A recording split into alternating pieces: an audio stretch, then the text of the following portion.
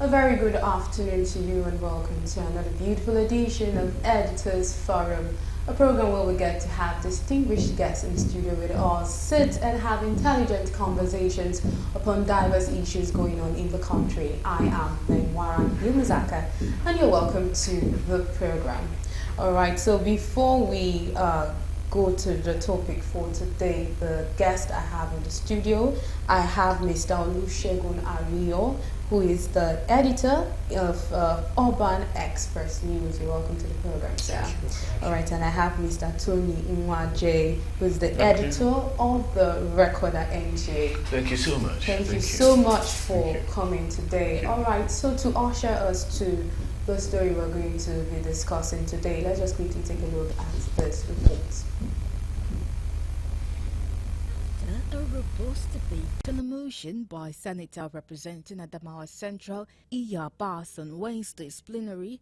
The lawmakers urged the federal government to immediately stand down the idea of an increase in electricity tariff in the country. In his lead debate, Senator Abbas explained that the indebtedness of the country's power sector to electricity generating companies and gas companies has risen to over 3 trillion naira. Our Senate should note with the greatest dismay the plan to increase electricity tariff by the relevant statutory authority in gross disregard of increased economic challenges with attendant widespread poverty and high cost of living. The Senate may note that the Honorable Minister of Power was reported saying the nation must begin to move towards a cost-effective tariff model, as the country is currently indebted to the tune of 1.3 trillion naira to generating companies. Contributing to the motion, Senator Abba Moro, representing Benue South, said Nigeria must first be sufficient in generation and distribution of power before considering an increase in tariff. I think our concern for this moment should be how to generate electricity and effectively, adequately distribute electricity.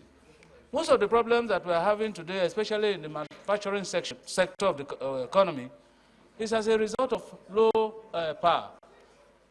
And many organizations and companies are relocating from Nigeria simply because they don't have energy to drive their organizations. On his part, Senator representing South, Aminu Tambuwal, said the removal of any subsidy on electricity is insensitive, describing the move as adding petrol to fire. In view of the prevailing situation in our dear country, we all do not need anybody to tell us what the situation in the country is all about. The populace are facing untold hardships, and the situation in the country is anything normal. And removal of any subsidy, not to talk of electricity subsidy.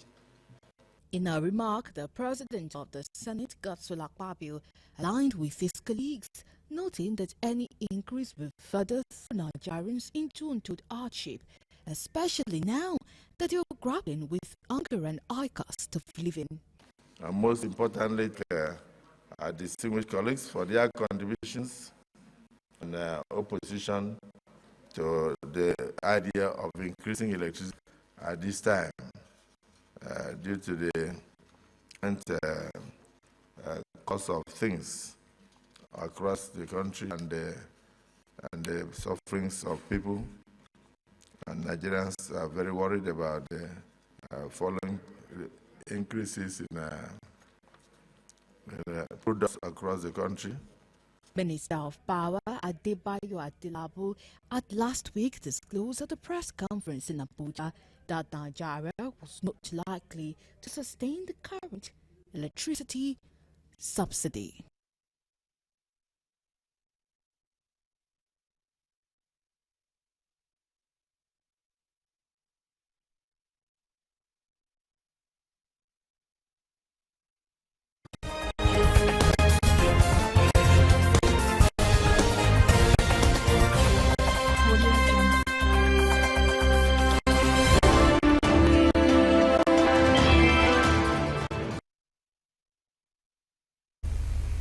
All right, welcome back to the studio. We're still just in line with the reports. We've seen that the government has come out to say that it's becoming very difficult to sustain subsidies on electricity in the country. And the Minister of Power, Adebayo Adelabu, disclosed this at a press conference in Abuja. Now, the question I will be asking our distinguished guests in the studio, speaking about the plans of going to remove this subsidy, do you think this is the right time for this? Let's start with Mr. Shiru. Thank you very much. First of all, you see, personally, I'm not comfortable with this word subsidy. Okay. I don't know. So what word would you alternate I'm not, for? I don't even believe there's subsidy. Okay. Yes, I don't even Actually, many Nigerians were surprised Yes, that there was something called electricity subsidy. Yes, I don't even believe there's subsidy in electricity because let us go back to the privatization process under Goodluck Jonathan. There was nothing like introduction of subsidy. What they did was to send it into private hand and then to walk through the transition TRN. I think that those are the ones that distribute the gas to the IKDC and the rest of power revenue organization that they sold that part to private sector to do. So where is subsidy coming on board here? You know, it's already within the private sector hand to manage this electricity, and the government on its own are the one holding on to the energy distribution aspect, so selling it to private sectors who are the ones, you know, in turn selling to end users like us. So what exactly is the private subsidy talking explaining in that whole process? One, as we talk, we still have estimated billing.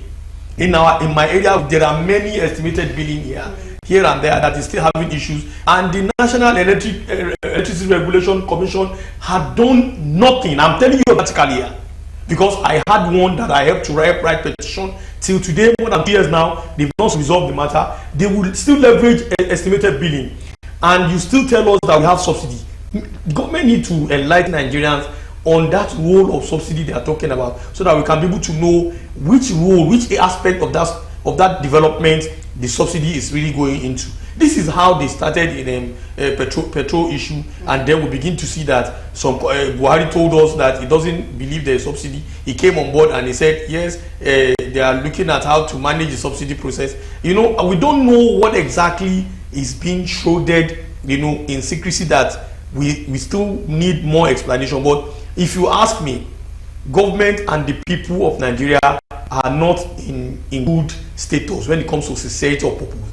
The government is always coming out, in a way that we Nigerians begin to ask one or two questions in terms of what is our responsibility with the government. So I would hold it at that, and to say that subsidy that you're talking about, I'm not clear, and I don't think that there's anything that exists in that nature. All right, so let's have Mr. Tony's view on it. My view? Yes. Yeah, something like subsidy. Yeah. Government is so sincere with the people. And so just as Ari said, I'm just hearing for the first time. We're hearing about petroleum subsidy for over many years now, you know. And then suddenly you want to... Let's just put it in context. In Nigeria today, who funds our energy sector? Since Goodluck Jonathan administration sold NEPA or PFC and whatever it was called then to private investors, Nigerian government has continued to fund the operation. We're selling a public asset to a private individuals, private corporations to run, and you're still funding it.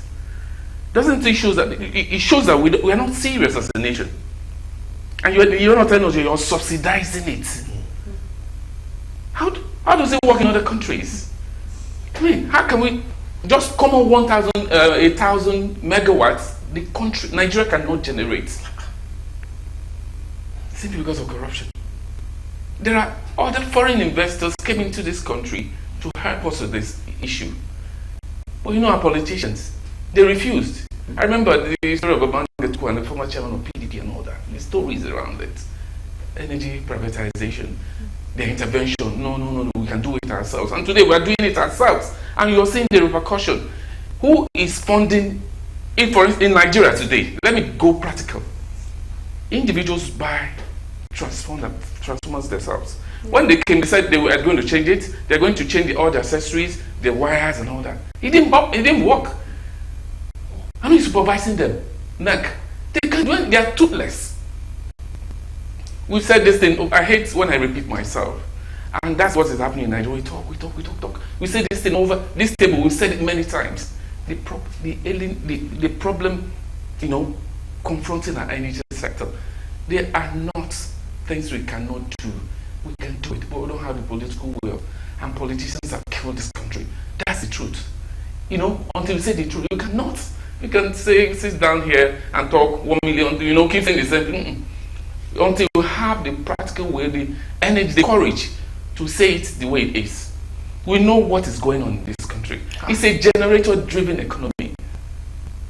Go to some places, go to some PHCN offices in Nigeria.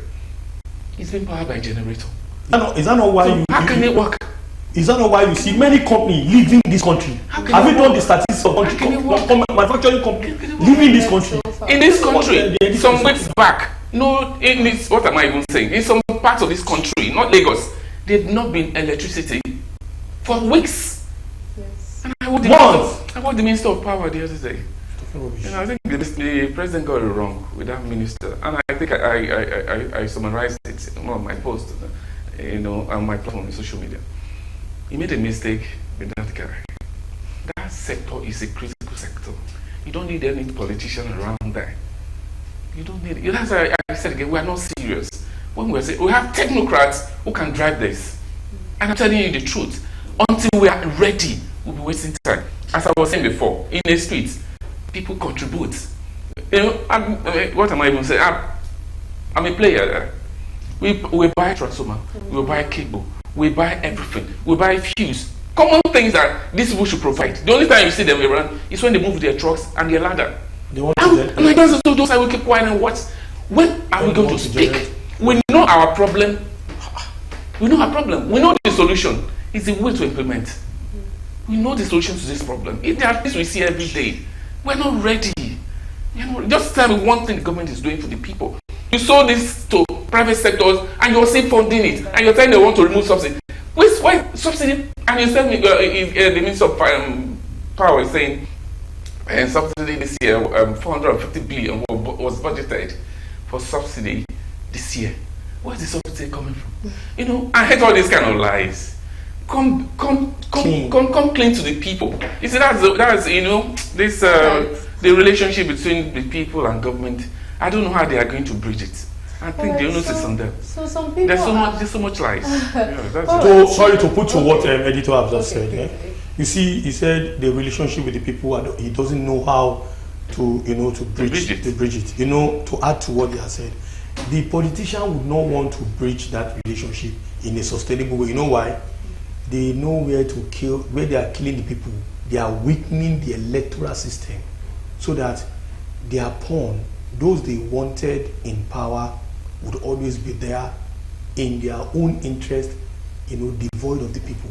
And that is why whatever policy they do, they choose to do it, and then you see that people are powerless, because the sovereignty we are talking about in a democracy lies in the hands of the politician, not the people.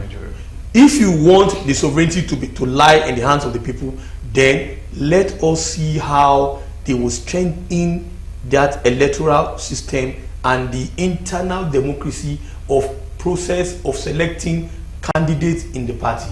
Then you will know that indeed these people has the power of sovereignty.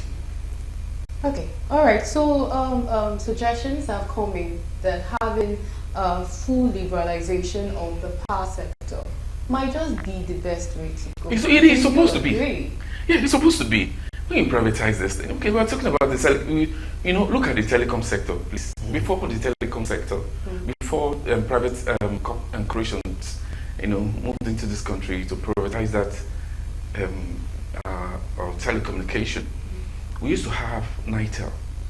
And then I remember those days because to even get a telephone box, and to get them, you know, Nigeria, till now, it's still analog. Yeah. They will come, they will run a wire, which we're still doing today. Wire. But before you get there, the processes, the corruption, you have to tip this, you have to tip that. Then you bring the box. It takes time. Then GSM came. You know, no, you can't see box phone these days. No. You don't hardly see it. But in countries, they see how public corporation running this, you know, you can see how box phone. Yeah. But we don't have it. Okay, you know, Nigeria, we're okay with it. You know, it's gone. We're not serious. So we killed Nitel. So we are focused on this. But they came, they changed the dynamics. You can, from here, this is a phone, you can make a call. You don't need analog mechanism anymore. They changed it. What's hard in doing same with our energy sector, knowing fully well they're very critical to the nation's economy? Why? It's hard. Because, as I said, and I maintain it, that politicians will not allow it. It's simple. How come we sit down here, we see the problem, but those people who sit down there, that's supposed to make it work, are not seeing it. When they go, they suddenly change. Something must be wrong there. It's simple. God has blessed this country with enough resources. We have the funds to make this thing work. We have people who will come into this country to make this thing work, and they'll give us timeline. It works. I say, okay, between now and next year, we're going to start seeing a gradual increment. Progression in terms of the generation of electricity. It's possible. I remember when Siemens came here, they said, no, it can't work. They chased Siemens away. Politicians in this country will not allow this country to try. Why can't we do the right thing and allow the citizens to breathe? For once, we have solutions to this problem. We did it in the telecommunications and the telecom sector. We can do it here. Why is it hard? Okay, when they say, okay, journalists want to privatize this, Nigerians, suddenly all of them started going to CAC to register companies and say, we can do it. And that's what they do all the time. And because they know they know the Minister of Energy, they know the President, he listens to them, he gives. And eventually... And that's it. I've seen in this country where local government chairman, you know, suddenly from obscure environments or places, maybe somebody knows him and says, okay, you be the chairman. And then he run for 4 years, and he's so rich, and he's going. He buys the equipment, the earth-moving equipment of the local council, you know, through auctions and all that. And then he steps out and turns himself into a contractor. And he sends bids to local government and he starts constructing roads. That's what they do. The corruption in this system will not allow. You see, the problem we have is corruption. Nothing else. Once you can tackle corruption in the system, we have this thing solved. How are other countries doing it? It's not rocket science. We can do it. We don't need to follow. We can do it. Right. So are you yes, I want to say one or two things, you know, to add to what the editor have said.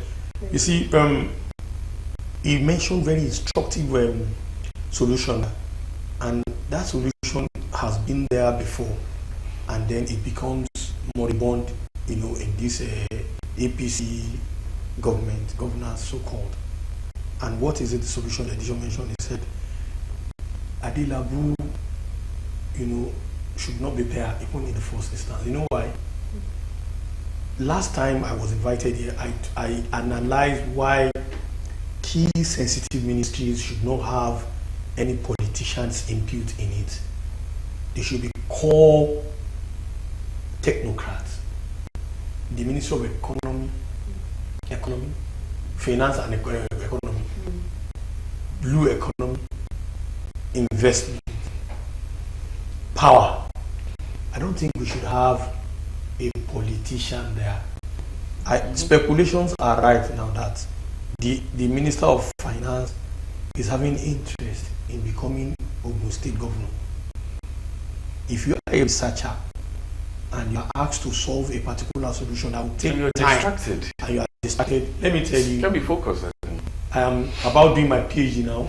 I can tell you, you can't achieve anything once you are distracted. So we don't need politicians there. That's one.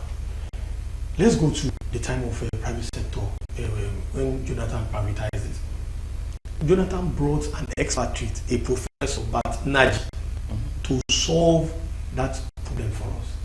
Man started on a very good way. Politicians intercepted his ideology, turned it around against him and went to the president, and then they shielded everything in silence for media not to know what exactly happened. What we just knew was that he was asked to resign, and then he resigned. Till today as we speak, editor, can you tell me anything Professor Batnaja had done, to be forced, in the way he was asked to go? Politics. The same thing happened to people like the World Trade Organization president, Dr. Okonjo-Iweala. During Jonathan's regime, he was frustrated at the first instance, but she kept on going till the end of the whole thing. So we need technocrats in some sensitive key ministries. This professor had done well in the privatization process. No, it was history, even though they did a paddy government thing to allocate the power distribution company and all that, But we saw that it was successfully done, even though there were more criticism to say that he may not succeed and all that. But when it comes to efficiency and then the promise of getting a sustainable power supply to the people, it becomes a problem. Now, from all these things we have been talking about, from Jonathan till date, where did what did you call it now? What did they say that introducing into it now that they are going to be stopping by the Senate that you talked about? Tariff. Subsidy. Okay. Where is subsidy in this whole thing?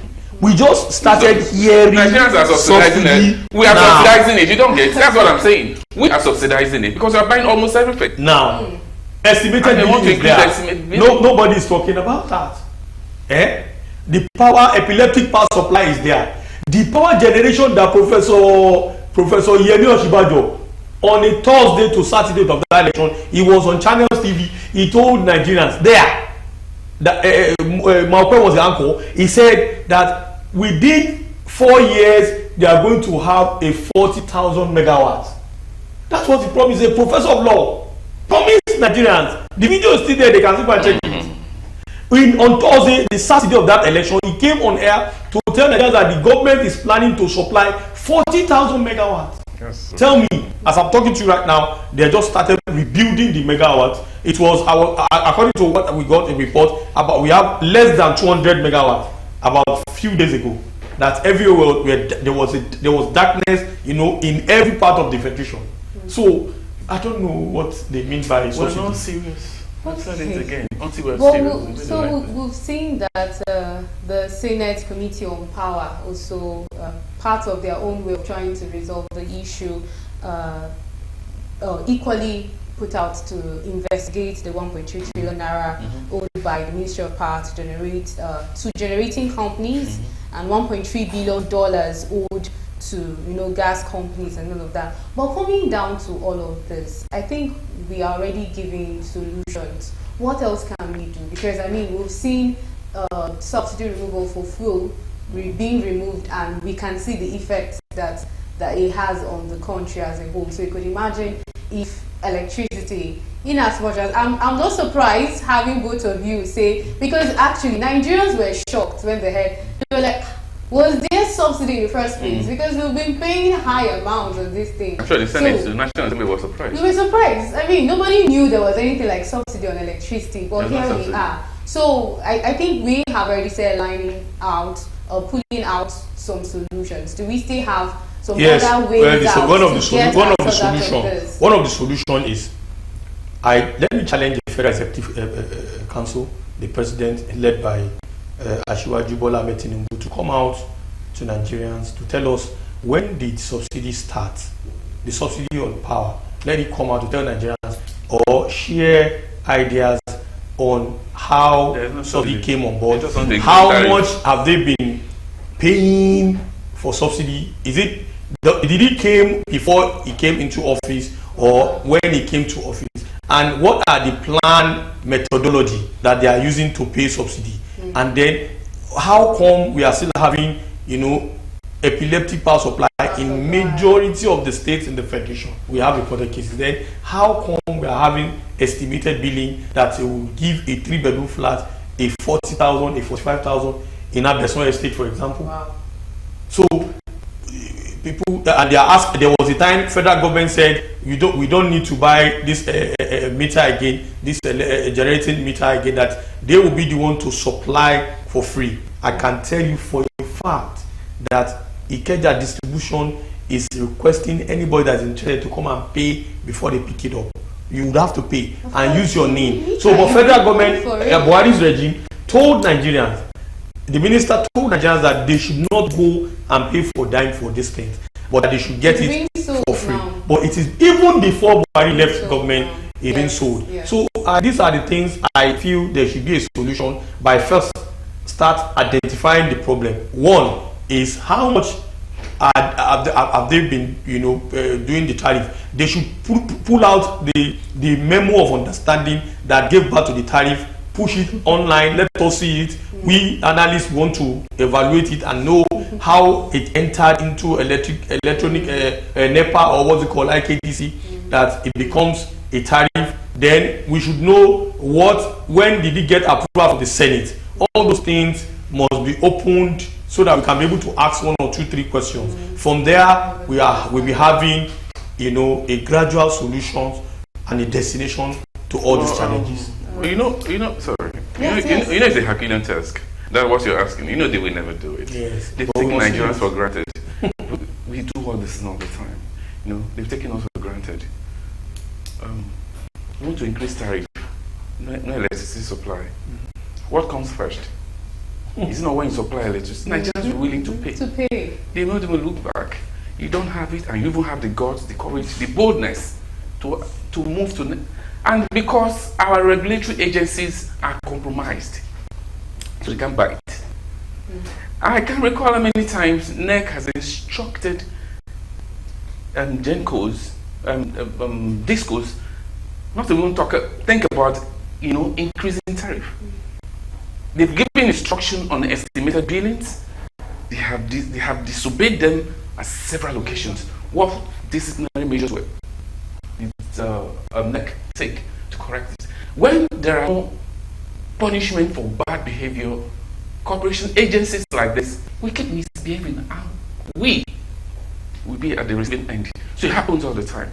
When you say don't do this, and they do it. Because they know you are compromised. You know why the National Assembly is even involved in this? Because they are touched. Most of them, they have houses everywhere, and they are feeling the impact. They can't even buy diesel at this point. Because diesel, you can't even afford it. You can't afford petrol, talk less of diesel. And I hardly hear even all these big generators these days. They cannot run them. So that's the first time I'm hearing them speaking for Nigerians. And saying, put a halt on it. They're not interested. We know what our problems are. We should have the courage to deal with it. Solutions, as I said before, we have the solutions to this problem. But the Nigerian politicians should not allow it work. We need the political will to solve our problems. We've had white papers, people have gone to the committees. What do we do? We do this, and these are the problems we have to take the country from point A to B. Nigerian politicians doesn't have, because when they look at the names involved, oh no, these are my persons. How many people have been jailed in this country? People take money, they go away with it. Some of them don't have the courage to stay within the country, and nobody touches them. People can do it and go scot-free. Our problem again is corruption. You say you're pumping money into a problem and you're not seeing any solution. You're still doing it. Money is not the issue. Nigeria is blessed. We are our own problem. How can you wait and for 2 weeks, no power generation? You don't even care. No communication between for instance, KJ Electric or Eco Electricity Company. No communication between the provider and the customer. You take life for weeks. You're not telling them what the problems are. And you still bring the order. And you have the guts to still send bills. And you mean no fear. And then the next day you say you want to increase it. And people are watching. So until we continue. No communication. They want to take electricity. They are not going to send you messages or whatever, no information. They just take it for weeks. And then they bring it at their own. And they are just when you're shouting, oh, thank God, they take it again. And we keep going back and forth. And we expect people when they go in there, I say, thank God, this one will do it. It will solve the problem for us. And they go in there. All right. So we could We're not ready. Quickly move. It's not about providing solution. We have All right. So we could quickly move to the next topic. I think transparency is key. So just as we've said, we need the federal government to come out to be transparent and explain to us, okay, when did this whole subsidy thing, come up? When was it agreed upon? And let's just have a better understanding of things so we don't work in darkness. And to be honest, a lot of people feel that they're paying for what they're not getting. So when you're increasing it, I mean, subsidy. And like you said, so many businesses now are no longer relying on power supply. They are dead. They are dead. So they just go back to getting fuel. One of the major reasons, if you do your investigation, okay, one of the major reasons why many companies in this country are moving out of the country. Dunlop, for example, they're in Ghana. It's energy. They are in Ghana. Dunlop, provide tires. Yeah. They're in Ghana. Why not ask yourself what is a simple problem they're having? Energy. Michelin, all of them were Michelin, they're in Ghana now. Dunlop, Michelin, and the rest of them. As we have Procter and Gamble, they're having issues now. Pfizer, I think they have gone out of the country. Just provide the electricity. It's simple. Simple. Why is it hard? And then you say subsidy. What are you subsidizing? The money you want to even subsidize, want to use to do subsidy, provide concrete electricity, provide concrete plants in all the regions where energy will be generated, then distribution will be effective. You are now saying you are taking the money for subsidy instead of giving. We have thermal. We have in this country. I'm an environmental person. We have water dams that can create heavy energy resources for us. We have thermal. We have the sun in the north. Heavy sun that can generate energy in the north. So these are the things we are talking about. When you ask me, they will be telling you shortest way to hit the cat on the head instead of following the route of the cat and then catch the cat alive. No, but they want to follow the short. Finally, please. And eventually you are still wondering the same thing. I will implore Mr. President to look at the issue of either reassigning or outright removal of the present Minister of Power at the level. He's not doing anything there. I think the office is overwhelmed with the problem of electricity generation because that's his core mandate. But he's not doing it. I follow him and I listen to comments, I listen to suggestions people make to him. He's lost. He doesn't know what to do. Somebody who is planning to test election. I was getting there. Why would he even put somebody who has been aspiring to be a governor of a state in a state, and he's still trying to go? He's plotting to still go back. That is his focus, and he's doing this to amass wealth, fund to fund his campaign. When the time comes, we don't need people like this in critical sector. That's just my appeal to Mr. President. He should look at that issue again and put a technical there. Very, very understand the office. Our message will be well